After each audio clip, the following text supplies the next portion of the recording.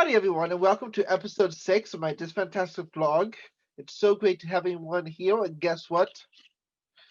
Happy New Year's, everyone. Today, the main issues we're going to be talking about is some milestone changes we have. We're going to be talking about grief as my aunt is in the hospital. I feel like this is a good time.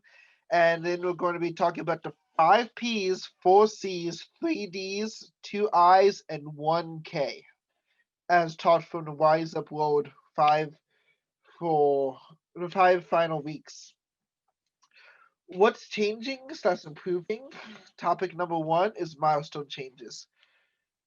We're going to be moving the milestone from 200 a week by the end of February to by the end of March in 2021.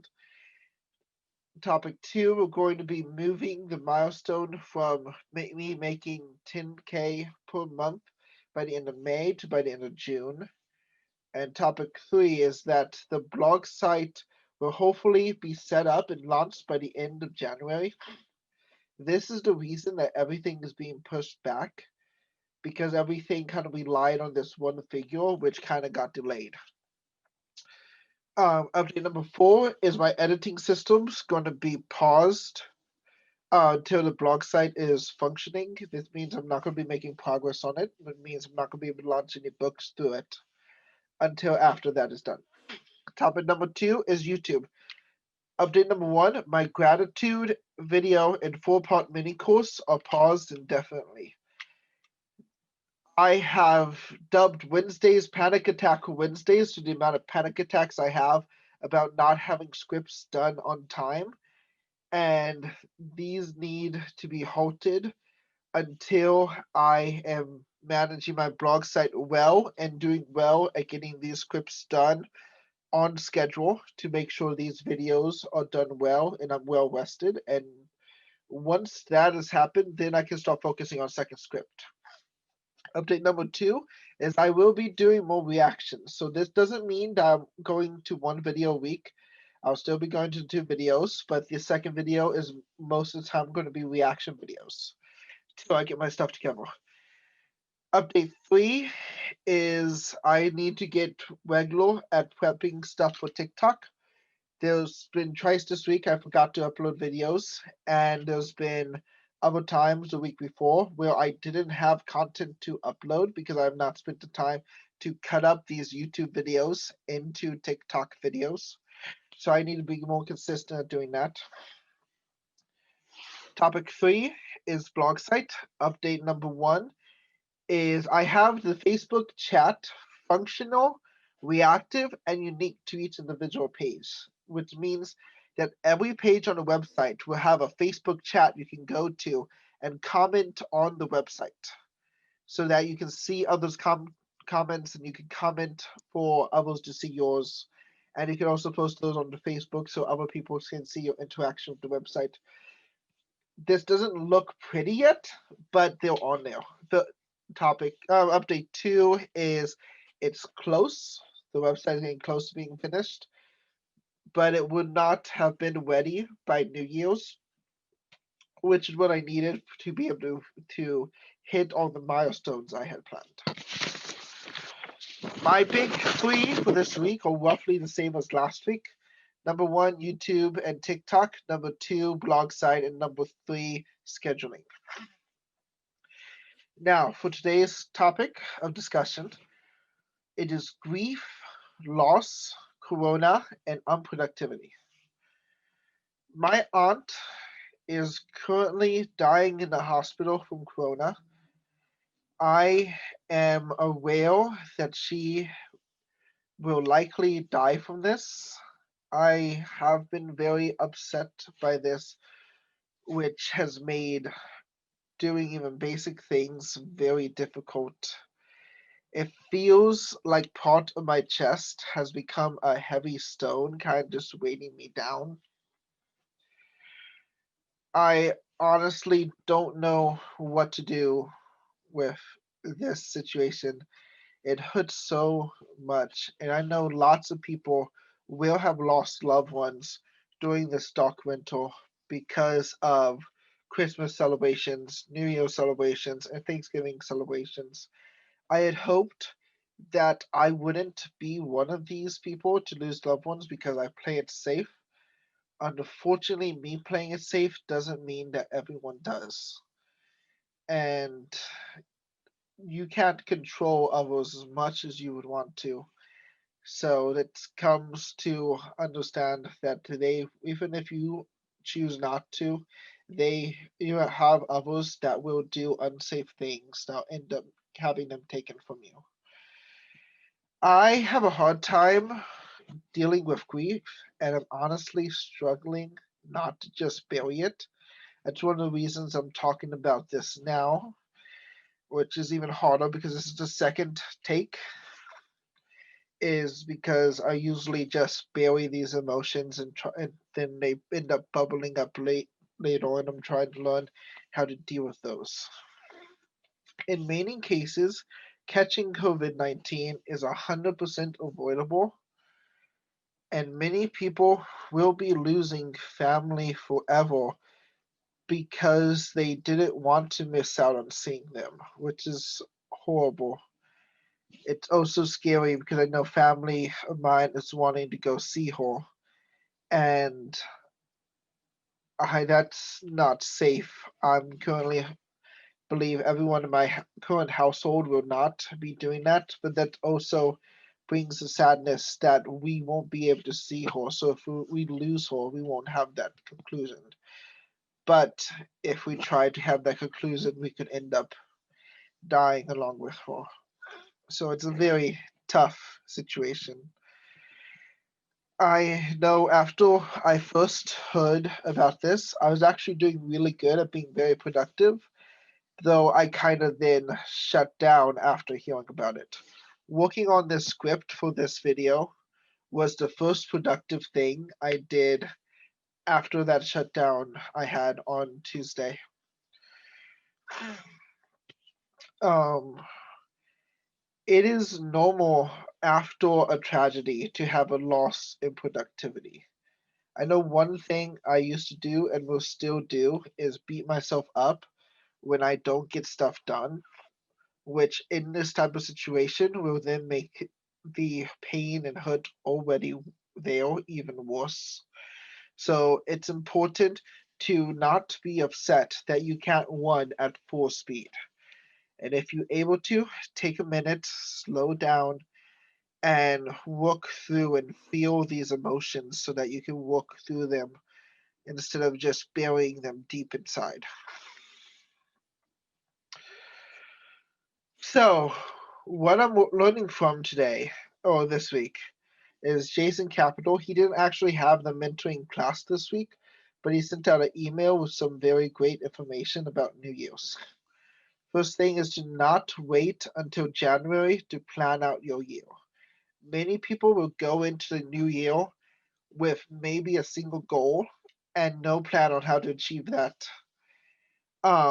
This causes those goals to end up failing, usually within the first month, which is why New Year's resolutions tend to fail so quickly. I advise instead of a resolution, you make a theme.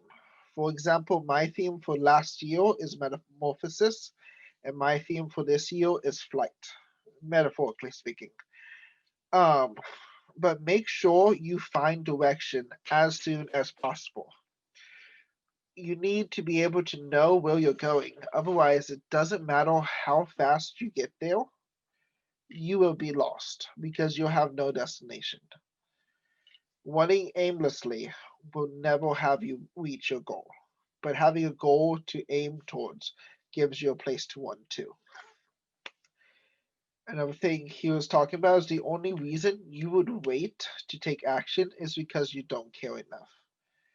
And that's another reason why resolutions usually fail because people are like, I'm going to try this once, and then it fails, and they never try again until the next year, and which it will fail again. What you need to do is you need to constantly be trying. If you fall, immediately get back up and keep going. Take action regularly. 1 hour a week is less than 10 minutes a day. So say you're going to a gym, it would be better to do 10 minutes a day than to go for 1 hour a week because that gives you 70 minutes over 60. Likewise, whenever you're trying to do something better or do something new, doing a little bit consistency is better than doing a lot all at once, which is usually where I've failed a lot, is because not be succeeding and then I'll get motivation and I'll force everything into one moment and then I'll fall off immediately after. Also, reduce time spent that's not helping you. Jason Capital was mostly talking about video games and social media in this, but anything that is taking your time that's not helping you achieve your goals, either eliminate it or minimize it. You don't have to get rid of everything. Say you're on Twitter a lot, try limiting that to like 30 minutes a day instead of being on hours of unlimited time on the social media.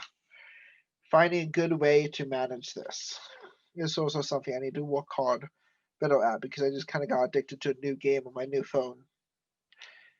Anyways, in Rise Up Wrold, we're on the 5th week of the final 5 weeks of the year, and this week we had one topic: business and career. Um, in this we talked about the 5 P's, 4 C's, 3 D's, 2 I's, and 1K. Pete Vargas was teaching this class, and this is kind of his outline. It can change from person to person, but I really liked it. For the 5 P's, it is passion, problem you solve, people you serve, products, platform, and a bonus one is positioning. Prob Passion. Find something, whatever you're doing, make sure you're passionate about it. Like, I'm passionate about helping people become their best selves instead of just stagnant gears in the system. Find that passion in what you do, or if you don't have it in what you do, look towards changing what you're doing so you have something you're passionate about. Because if you're not passionate about it, you will eventually plateau, assuming you don't fall off first. Problem you solve. Make sure you know what problem your business or career is solving. For example, my blog site is aimed to help parents to get access to the information they need in one place instead of having to scour the internet for it. People you serve. This is your target audience. This is the people who you are devoted to serving and helping with your business. Products, what you take to the market. For example, this is a product I'm taking to give to you in exchange for watch time and likes. 5th is platform. This is where people show up to see you. My blog site will be one of these, as well as this YouTube, so people will be able to show up and see me there. Um, and platforms give you positioning. Like I talked about last week with not putting free in your Instagram bio, positioning helps you to be shown to your target audience so that they can know you, like you, and trust you, and get a good feel for how you want them to think of you. The 4 C's: communication, community, cash flow, consistency, and a bonus one: compassion. Communication. How do you communicate? This is both in how I would communicate one to a person, and then what platform I'm communicating to that person on. For example, I am communicating in a blog style format on YouTube to you. This can be different for each person and each method. You should have multiple ways. Like on the blog site, I'll be communicating in a journalism format to parents on a blog. Community, the group around you that you serve. This is like the masterminds I've talked about before, but those around you who you are serving, who are in a close connection with you. be it brother, sister, friends, family, church members, fandom members, whatever it may be. Cash flow, consistent cash coming in. Cash flow is what is a profit your business has coming in. And the higher this is, the better your business can do and is doing. Consistency in your content, making sure you're consistently putting out content. My plan with this is on TikTok to have 2 or more videos a day, except for Sunday, to have 2 videos on here, and to be able to have my blog site posting an article once a day, except for Sunday. The bonus is compassion. Compassion wins. If you're not compassionate about your target market, they will find out. If you are compassionate towards them, they will find out. If you're not and they find out, some of them will pull away. Yes, you might get a few that are still convinced or convinced it's worth it, even though you don't care. But if they find out that you do, they'll actually be drawn closer and will bring others because they know you truly care. So it's important to really care about your audience. 3Ds, driver slash determined, date Sam, and dream team. Driver slash determined is to get back up when you fall and to not get arrogant when you win. This is similar to the 2 things that people need to overcome, which is poverty and privilege. People usually start off with one or both of those. Poverty is where you don't have money to really invest or start a business or anything. So you need to be able to find a way to get that money to really take off. Second is privilege, is where you think you deserve everything and that you have a privilege and a right to things that you don't have a privileged right to, such as having arrogance, and both of these will hinder your success severely. This is why you'll have trust fund children who end up losing everything because they didn't have the poverty, but they had the privilege. Because of that privilege, they ended up getting the poverty. Or you'll have people stuck in having to build themselves up from nothing because they have the poverty but not the privilege, and they actually have the work ethic to pull themselves up from that. Date Sam. Sam is sales and marketing. This is to always be learning to set aside time to date Sam as with as much focus and intention as if you're actually dating someone. Your dream team. This is important to not try and solo everything. Once you're able to, find people who you can work well with and are qualified to help you and hire them onto the team of your business so you'll be able to learn, grow, and scale with a team instead of just trying to do everything on your own. 2 I's, income and impact. Having the money coming in for your business to make sure it runs and having an impact in what your business is doing for the world. The 1K is know your why. Why are you doing this and what's the point?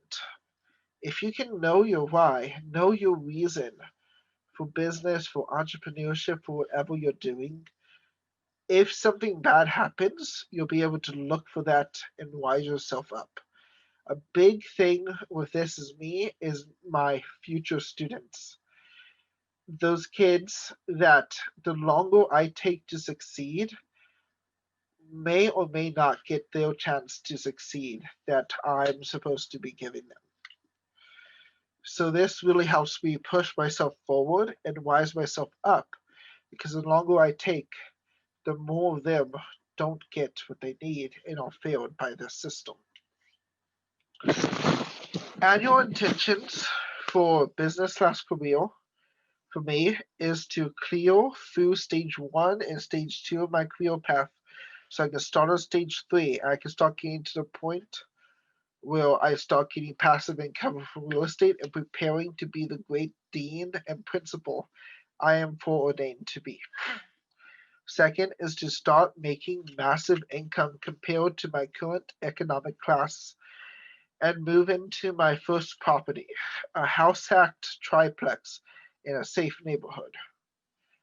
I want to be able to have enough money that I don't have to care about money and I can focus on helping and serving others, as well as be able to be in a safe neighborhood, starting my real estate investment career, as well as being able to go out and not have to worry about getting shot instead of me being in my bedroom at night, hearing fireworks, looking outside to see them, and seeing a body wrapped up in this white bag thing on the sidewalk.